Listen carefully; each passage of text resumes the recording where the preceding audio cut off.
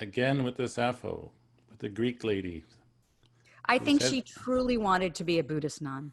she certainly said Buddhist sounding things, Yes, as without we a shall doubt. see. And she is somewhat of a exact contemporary of these bhikkhunis. So it is stunning that these two things are happening almost contemporary to each other. Contemporaneously, as it were.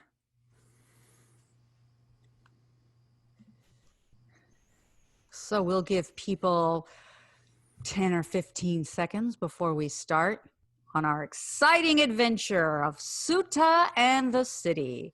And any of you who may be new tonight, you are most graciously welcome. Very happy to see you.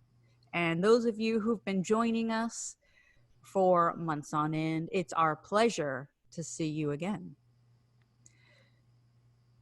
So perhaps we should get started. And Stephen, did you want to start by speaking about what it is we're going to be reading, or did you want to just jump into the reading? I think we should do the poem first. Let's do the poem first. First with the Greeks. That's right. Okay. Let me share my screen so that you can read along with me. Aphrodite of Cyprus. She is said to have arisen. There's sort of a very graphic and somewhat gross story about how Aphrodite came to be that I'm a little reluctant to share with you. Okay, now you have to share it, Stephen. Do You you just really did want that. to know how Aphrodite came to be? Todd says Well, no. Todd's way saying, no, I can't handle it because I'm a guy. And it's too graphic. I Okay. like graphic stuff. The traditional Greek story about how Aphrodite came into being is that her father, who is Uranus of planet fame, was living down near Cyprus, and some other bad guy, Kronos, came over and they had a big fight, and Uranus's genitalia was sliced off, and a foam arose from this severed piece of body. And out of that foam, sort of like sea foam, Aphrodite arose. And so as the guys sit there and kind of push their legs closer together, we can contemplate that whole idea. I don't know. Aphrodite she sounds like my kind of gal. Well, I she was like supposed her. to be irresistible. And there's Sappho, I think, on your screen. So Here is our that is Sappho. supposed to be Sappho at pen, at lip, or maybe that's her stylus, ready to incise onto Greek tablets, wax tablets, her latest poem. That's correct. And for those of you who didn't know why we call styluses that we use on our iPad styluses, that's why they're styluses. We can thank the Greeks for that. So now we will read the poem. And so this is why she's referred to as the Cyprus born. And she's speaking this to the goddess of love, Aphrodite. In a dream I spoke with the Cyprus born and said to her, Mother of beauty, mother of joy, why hast thou given to men this thing called love, like the ache of a wound in a beauty's side, to burn and throb and be quelled for an hour and never wholly depart? And the daughter of Cyprus said to me, Child of the earth, behold, all things are born and attain, but only as they desire.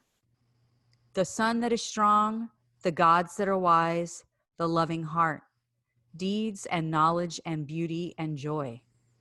But before all else was desire. Yeah. And so it seems almost paradoxical to me that before everything else was desire, but one is born and one attains through that desire.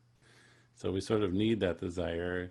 We can't really escape that desire, but the desire itself is a source of probably all our problems.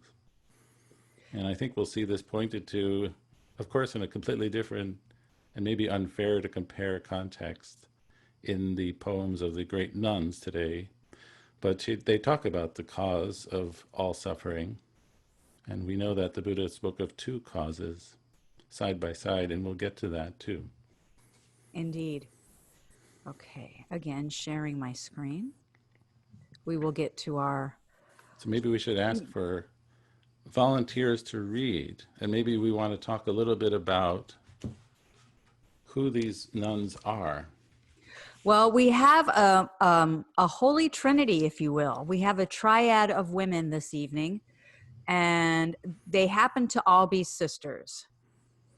And Stephen, did you want to tell us a little bit about these women? Well, I think I'd like to read Professor Hallisey's footnote about them because I think it says it very well, very succinctly. And so our first one is Cala. And today we'll have Cala and Upacala, and we'll do Sisupacala probably our next session. But he writes, Chala was the daughter of a Brahmin. Her younger sisters were Upachala and Sisupachala, both of whose verses are also found in the Therigatha. They were all the younger sisters of Sariputta, one of the two chief disciples of the Buddha. Sariputta inspired them to go forth, and they left the household life. Their families were heartbroken. After ordination, each made every effort in her practice, and all attained enlightenment quickly.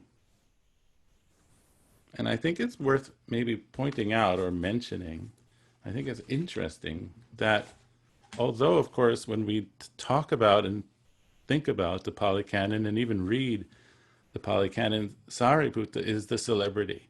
Sariputta is the poster child of what a person could do. He was, in many ways, one of the closest people to the Buddha. But he had these three sisters who are also mentioned in the canon, and they all three of these sisters also became fully enlightened in their lifetime.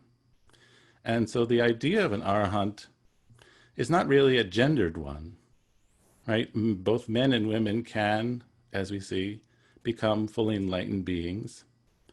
And so I think it's important to note that although Sariputta, of course, is the famous Arahant in a sense, but there were these three women who are also mentioned and celebrated in the canon as well as being fully enlightened too, which gives a really interesting take on gender roles, I think.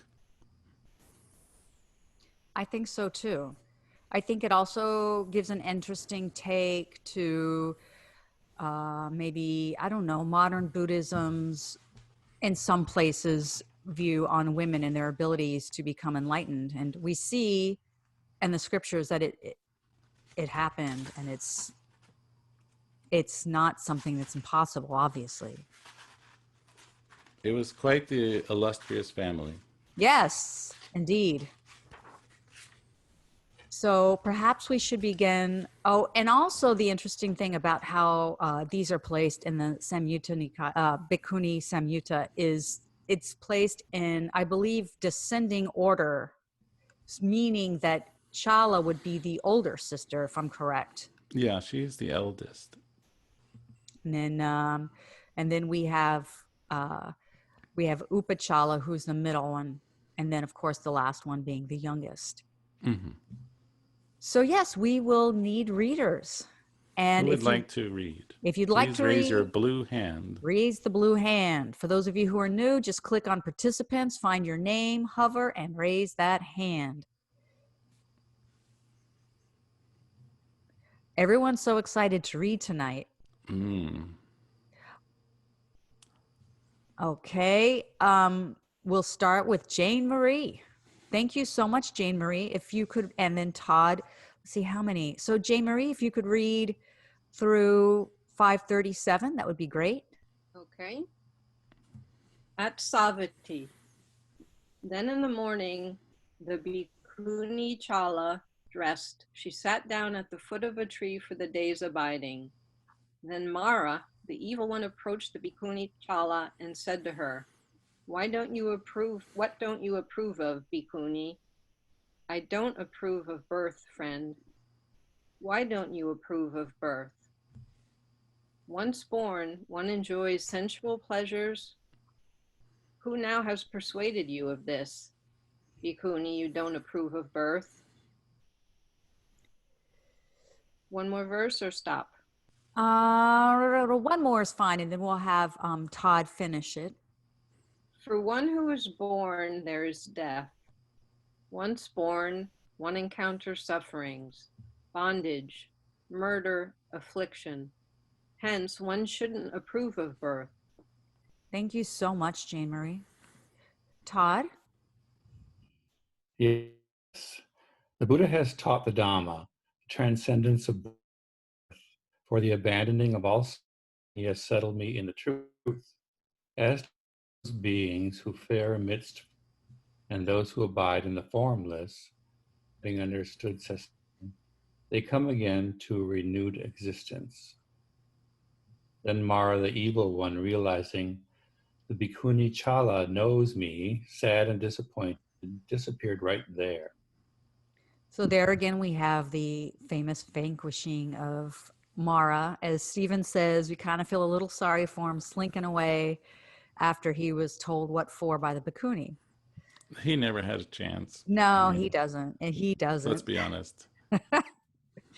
Not with these women, he doesn't. Not with these sisters. They're not playing. That's right. That's Should we go straight into the Therigatha version of Chala? Let's go into it. And we have back-to-back venerables. First up, we have Bhante Mangala, and after that, we have Ayavimala Bhikkhuni. That's super exciting. So let's start off with Bhante Mangala. 182. Yes, please. After I had cultivated mindfulness and was already a nun who knew well how to know, I entered the place of peace where all mental constructions are stilled, which is happiness itself. Then Mara spoke to me. Who is to blame for your shaved head?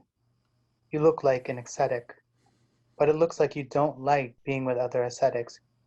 Why are you doing this, silly woman? I answered Mara. Those other ascetics are strangers to me. They rely on false views. They do not know the Dhamma. They don't know about reality. Thank you, Bhante. Ayavimala, can you read up to 187, please? Or through 187, like three of them, 3 stanzas. Okay. The Buddha who was born among the Sakyas, he is without peer. He taught me the Dhamma. He taught me the Dhamma that is far beyond all false views. He taught me about suffering, how suffering comes to be, and how one goes beyond it. He taught the Noble Eightfold Path that goes to the stilling of suffering. After I heard what he said, I lived delighting in his teaching. I have seen with my own eyes the 3 things that most don't know. What the Buddha taught is done. Oh, you might as well finish. I'm so sorry. We'll have Linda Rose do the next. Can you finish it, Ayavimala? What you take as pleasures are not for me. The mass of mental darkness is split open. Know this, evil one, you are defeated. You are finished. All right. Said with true assurance. Well modeled, Ayavimala. Well modeled. I wanted to mention one thing. There's a very interesting glossary entry in Professor Hollis's translation, which I found sort of stunning. And I thought I could read it to you because I really liked it. And it refers to the 3 knowledges. I think we just passed that in the Therigatha. I think it's in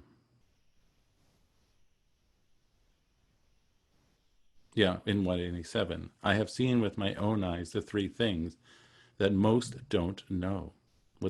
So the 3 things that most don't know, that's in Pali called the Tevijja.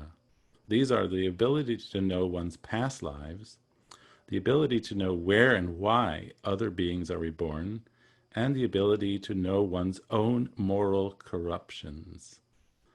This has all been eliminated. To know the 3 things that most don't know is to know that one is enlightened and that one will not be reborn. And here is where it gets really interesting. The notion of Tavija in early Buddhism explicitly triggers association with ideas in Brahmanical Hinduism about the three Vidyas, knowledge of the three Vedas.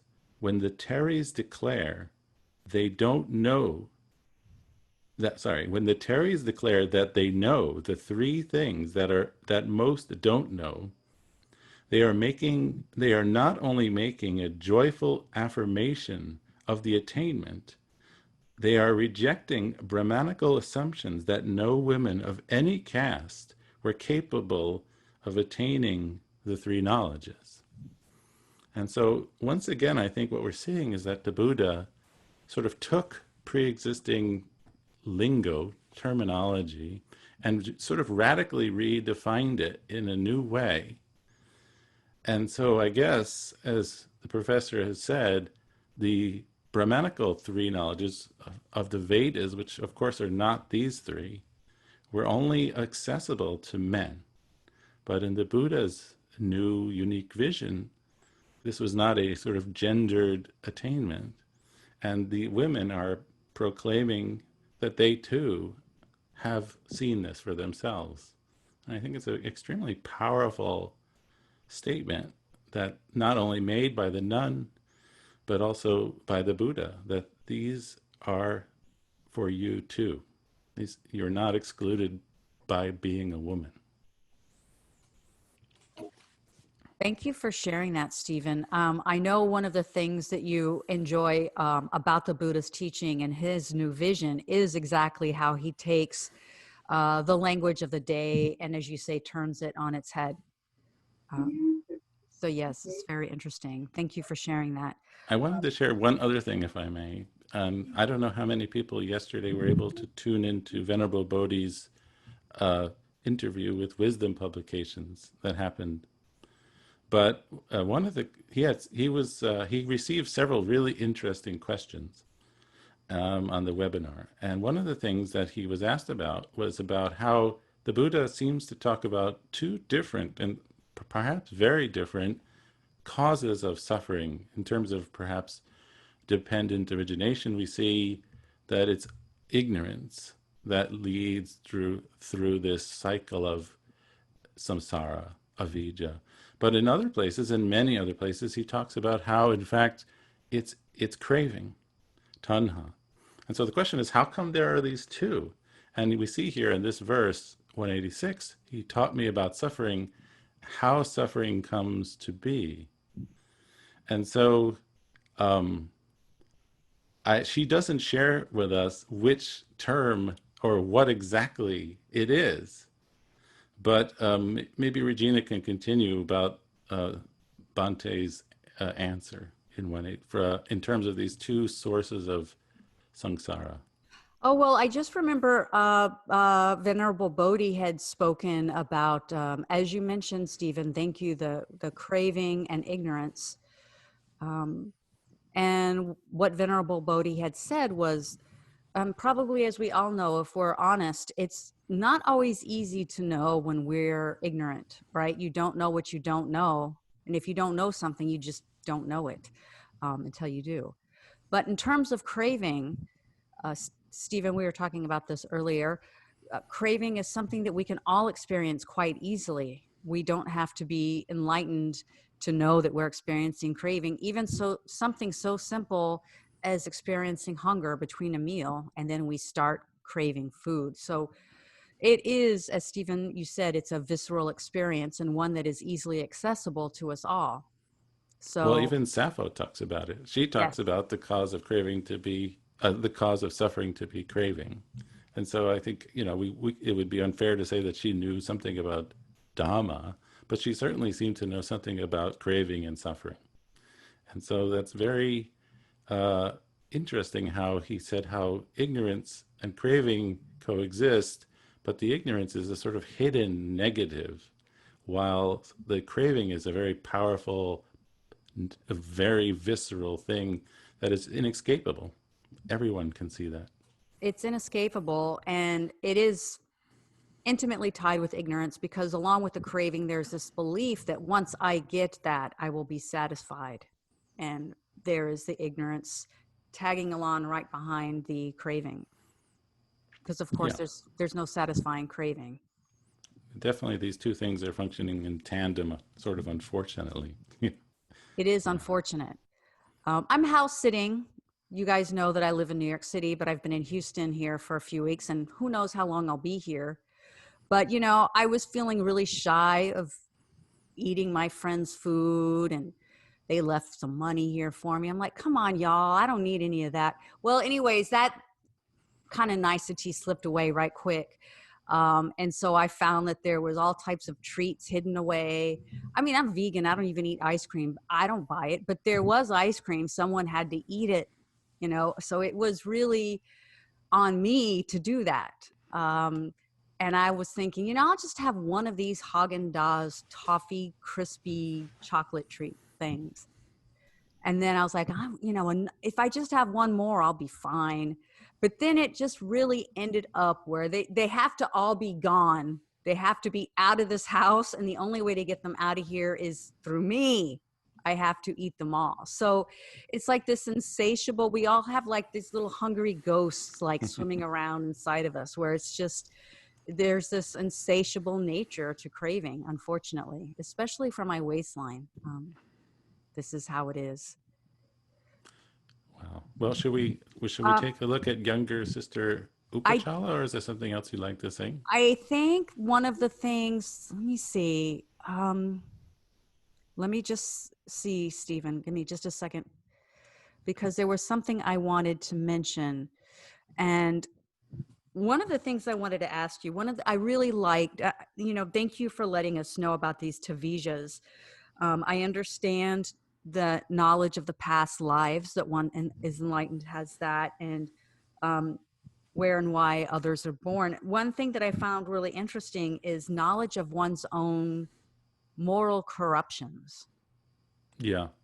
I found that this is one of the things that I tend to be extremely ignorant about. And I think a lot of people, it's hard to see our moral corruptions, and we're Well, well that is defended. ignorance. I mean, Yeah. that is ignorance in a nutshell, right? If you can't even see the problem, how do you fix it?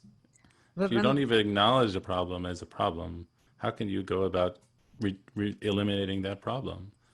And so this is the darkness, that mental darkness of ignorance itself, that we don't even understand what we don't understand because it seems like it's okay. And so that's why we have to also look at these more visceral and visual cues to kind of clue us into what's really happening. Yeah. my assumption is one has a vision of their mental corruptions, of course, prior to being fully enlightened. And then this knowledge allows them to work on that.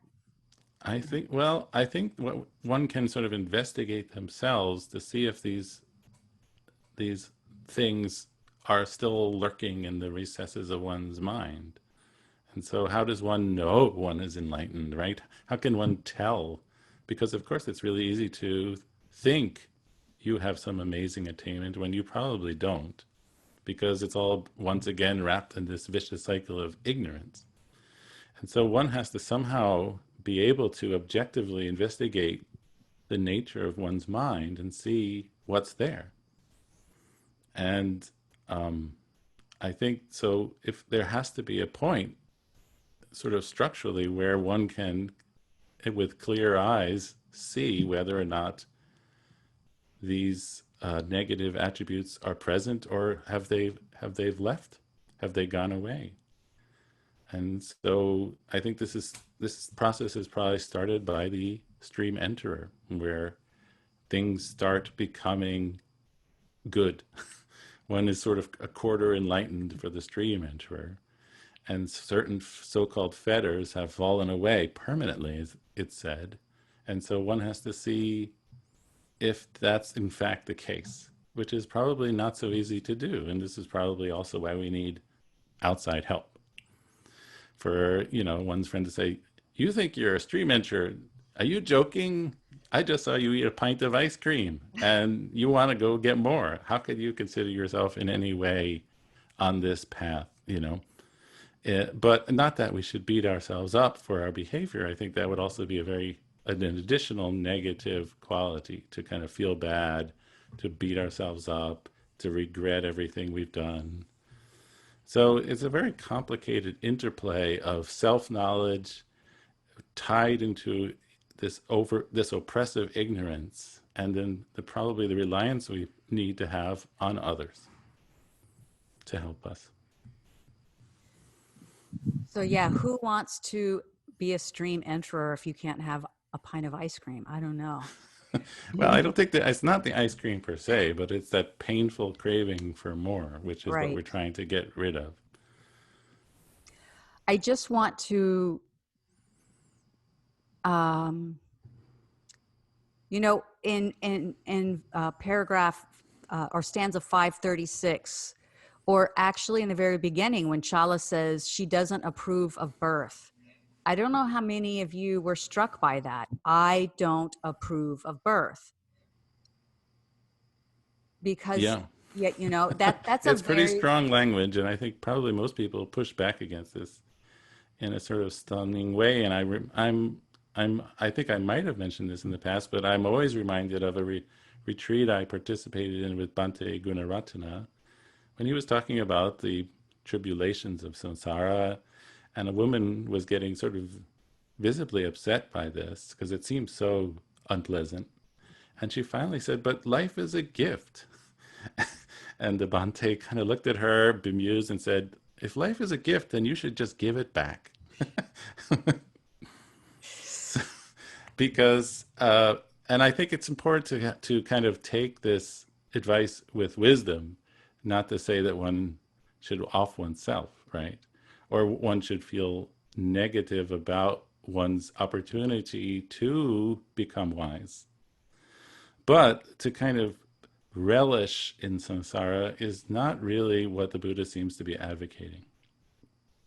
Yeah, we're not telling you to be down on life, absolutely. But remember, the whole project is that this plane that we're in, this is not it, right? This is full of the bait, like the sutta that we read a few weeks ago. This life is filled with things to take us off the path. And what is the project then, Stephen, if it's not to revel in life, as Mara seems to suggest? Well, I think the project is to become a truly happy person. Maybe we can say that, it doesn't have to be so abstract, but I think one has to try to look soberly at what is it that can make one truly happy. And so we can say that these sensual pleasures are happy. They do make us happy. I don't think anyone should deny that. Eating ice cream is a very pleasurable activity. I don't think that would be wise to kind of demonize it. But I think what is unpleasant is the constant wanting more of it, that constant craving for it. It's not the ice cream.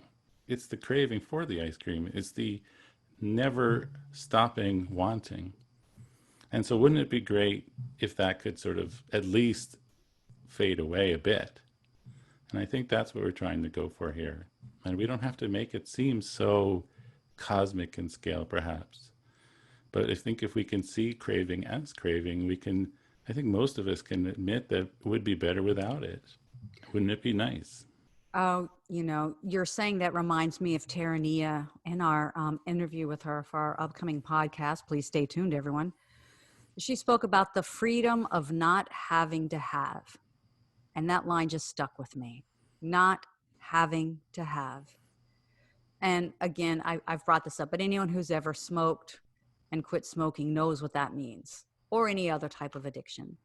But perhaps we could just read Upacala's Sutta.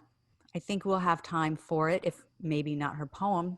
So we have Linda Rose who'd like to read. If you could read, wait, how much do we have? Yeah, if you could read to the bottom of 541.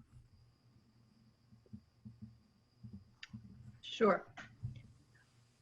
At Savatthi, then in the morning, the bhikkhuni Upacala dressed. She sat down at the foot of a tree for the day's abiding. Then Mara, the evil one, approached the Bhikkhuni Upachala and said to her, "Where do you wish to be reborn, Bhikkhuni?" "I do not wish to be reborn anywhere, friend. There are Tavatimsa and Yama Devas and Devatas of the Tusita realm, Devas who take delight in creating and Devas who exercise control. Direct your mind there to those realms and you'll experience delight." One more. There are Tavatimsa and Yama Devas and Devatas of the Tusita realm, Devas who take delight in creating and Devas who exercise control. They are still bound by sensual bondage. They come again under Mara's control. Beautiful. Okay. Sue-Ann, are you there? Would you like to finish off this reading? We haven't heard from you in a while. Okay. Anyone else would like to read? Bonita. Okay. Oh, Can you hear me? yes. Can I read? Yeah, right here. Okay. All the world is on fire. Okay. All the world is on fire. All the world is burning. All the world is ablaze. All the world is quaking. That which does not quake or blaze, that to which worldlings do not resort, where there is no place for Mara, that is where my mind delights. Then Mara, the evil one, realizing the Bhikkhuni Upachala knows me and disappeared, and disappointed, disappeared right there. Thank you. Do you want me to go on? No. I think we can. Okay. What do you think, Stephen? Do we have time to read the Therigatha version? Let's go. Sure, Okay. let's read it. So yes, Sue-Ann, if you can read, up to the end of the page. Okay. Therigatha Upacala. Upachala. Spoken at Upachala's enlightenment. Mindful, having the eye of wisdom, already a nun who knew how to know well, I entered the state of peace. That is enjoyed by noble people. Spoken by Mara to her. Why no delight in life? Everyone alive enjoys physical pleasures, enjoys the pleasures of sex now. You won't regret it later. Thank you. Upachala report. Oh, sorry.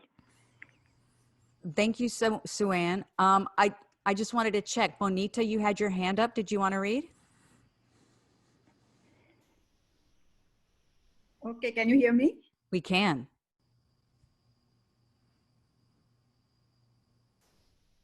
But now you're muted. Yeah, now you're We muted. did hear you. Okay. Right. Which one do you want me to read? Starting here. 191. Yeah. 191 and yeah, if you can just read. Yes. I'll just read it. Okay. Death comes to everyone born, and until that happens, hands and feet are cut off. There is bondage and execution and other misery. Birth brings suffering. The Buddha, who was born among the Sakyas, unconquered, he taught me the Dhamma that goes far beyond birth. He taught me about suffering, how suffering comes to be, and how one goes beyond it. He taught the Noble Eightfold Path that goes to the stilling of suffering. After I heard what he said, I lived, delighting in his teaching. I have seen with my own eyes the three things that most don't know. What the Buddha taught is done. What you take as pleasures are not for me. The mass of mental darkness is split open. Know this evil one, you are defeated, you are finished. Thank you. Yay. Wow. Foiled again. Well, like sisters, they're just doing the same thing. That's quite the gene pool for the Sariputta and sister group. Amazing. Yeah, so maybe we can now open up to questions or some comments about what we've read today. If somebody would like to offer something.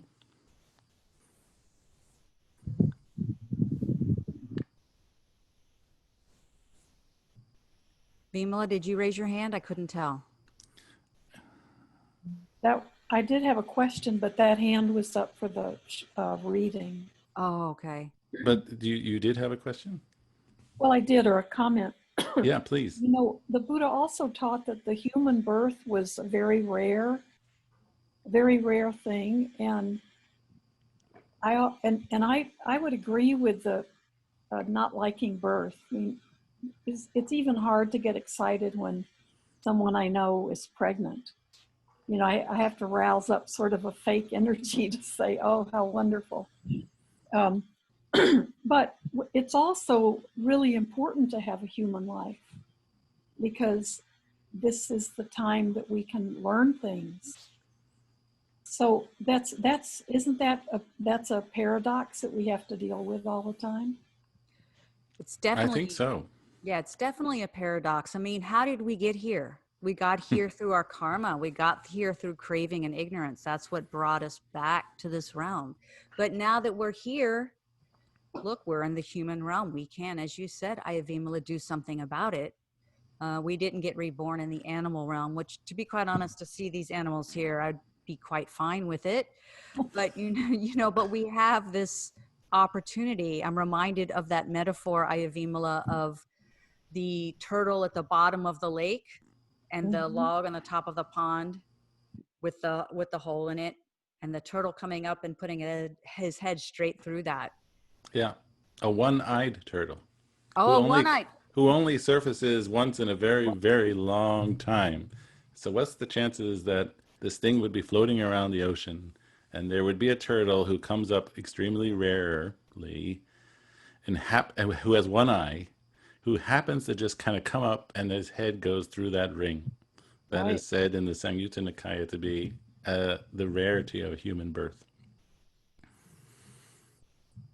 I actually read, one of my addictions is like Googling things. And I did Google the probabilities of this happening. And actually, I don't know if it's someone at Harvard or where they've actually done the mathematical, they've like checked out our DNA and how we end up the way they are. And they said that, yeah, the Buddha was kind of right on this one, which I found really interesting. But yeah, mathematically, it makes sense.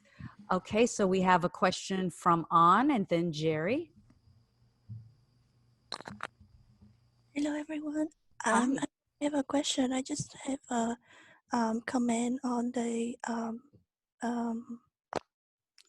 discussion. As a woman, I feel very pressure into the idea of how you have to give birth and keep the generation going on and on. But my grandma is the one who actually freed me. She say, birth is actually it's just like the creation of more karma. It's like your children carry on your karma into the generation and generation. So it's a freedom for me to hear she say that. Because at the same time, I met with a lot of people and they did tell me they have enough of this life. They don't want to ever come back here. The older I get, I keep getting that comment, and I feel like I wish I can do anything to help them to see the Dharma.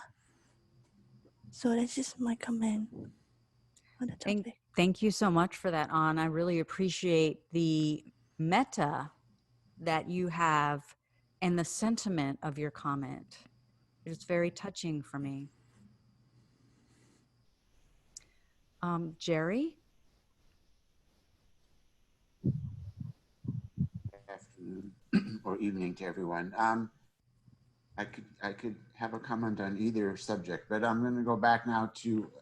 Oops, can you hear me? Yes. Go back now to ignorance. I hope before I die to be much more of an expert on ignorance. So to know my ignorance. And I can't help but at this stage in my life wondering maybe I really am ignorant of my ignorance, but I think in many ways ignorance is functional, so that it's not actually helpful, but from a psychological standpoint, doesn't our ignorance serve some sort of psychological defense or what we think is protection? I mean, I have trouble believing we're actually as ignorant as we act we are. And if we were really that ignorant, why are we studying the Dharma? I mean, I think there's something inside of us that's speaking to us that is actually wise and knowing of our ignorance. So I don't know if any of that made sense. Sometimes I'm not sure, but I'm looking at Stephen's face. I don't know what he's thinking. I don't know what that thing might be. I mean, the Buddha taught that what a person is a constantly changing flux of conditions and things. And he never spoke about a solid, anything that would be sort of coaching us from behind the scenes. It would seem to me, looking out into the world, that there is an awful lot of ignorance on many levels, just starting with the way people treat one another. But I think that it is true, on the other hand, that the Buddha taught that there is a way out of ignorance. And so wisdom can be gained. And how that happens is probably extremely complicated to describe. But of course, as you said, encountering the Buddha's teaching is a very good step forward. But of course, another pitfall, I would say, is to encounter the Dhamma and then think that we kind of get it, or sort of make the Dhamma conform with our, quote, personal views, which are enmeshed in ignorance too. So it seems to me personally that it's a very complicated dance between an ignorant person like, say, myself and the Dhamma, because it's very easy for me to read in the Dhamma what I sort of want to hear or see, as opposed to taking the Dhamma like a glass of ice cold water. And so just to engage in Dhamma, for me, can be a very challenging project, because I find myself constantly seeing and hearing what I sort of want to see and hear. And to be able to take it as a wise person is a very hard project. Yeah, I agree with you on that, Stephen. I mean, I understand what you are saying too, Jerry, that like ignorance is somewhat of a survival mechanism. It helps us deal with ourselves. It helps blunt the pain of our own reality sometimes. So yes, it's definitely a coping mechanism, but I also think that the ignorance that the Buddha was speaking of is on a whole different level, especially in regards to the ignorance of anicca, dukkha, and anatta. So I guess I would then disagree for whatever that's worth. But I'm listening and I'm hearing what Stephen said, and I don't think it's just me in this case, but at my moments of quote breakthroughs, which of course are very impermanent, but there's an awakening that's more intense than other awakenings. Isn't there a sense once you sort of settle down that, oh, I sort of knew that, or yeah, that it surprises me, but it doesn't shock me. In other words, there's some continuum. And Stephen said that there's no sort of there's nothing definite there, but there does seem to be a continuum and an unfolding, right? Don't the Mahayana schools talk about just getting the obstructions out of the way? It's humanistic. Like there's a good soul inside of us, as is, I think, coming out. And I don't mean it's my soul, but it's just sort of maybe life itself is positive if we live according to its rules and regulations. Does that make any sense at all? Well, I would say it's important to keep a optimistic point of view, that we can move towards wisdom, we can move away from ignorance. And I think that seems to be, clearly articulated in the Buddha's text, that we can all move away from our ignorance, however that may be. Is there anyone else who'd like to add one more thing before we finish for this evening? If not, then we can finish with metta. We can have yet another micro metta. So let's do it, you guys. It's amazing what you can do with 1 minute. So if we can close our eyes and arrange ourselves wherever we are, however we would like to be comfortably, and take in a few deep breaths and just feel your butt on the chair or your feet on the ground.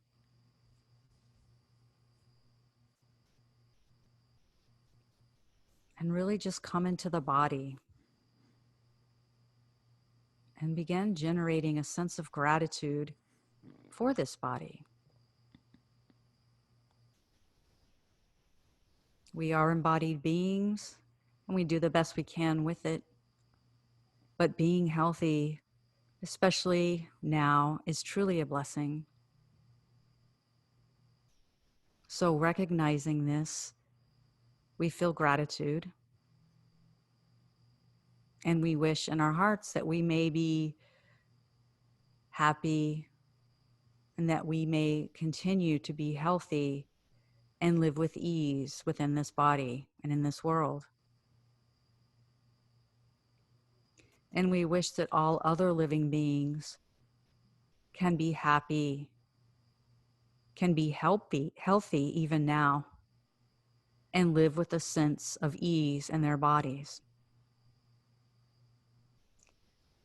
We wish that we extend this gratitude to all we encounter, human and non-human, and that all living beings can be happy and live with ease, and that we do all that we can to make that be so for ourselves and for others.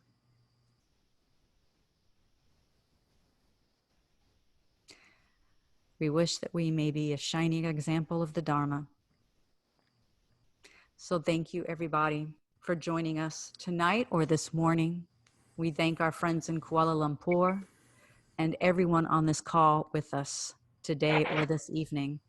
And we look forward to seeing you Sunday, and we'll continue our study of these amazing individuals. And we wish you all a fabulous day. Thank you all, everyone. Goodbye. Thank Thank you. you. Here. Thank you. Thank Thank you, Stephen and Regina. Thank you. Stephen and Regina, thank you. Thank you so much, everyone. Thank you. Good night. Thank you, everyone.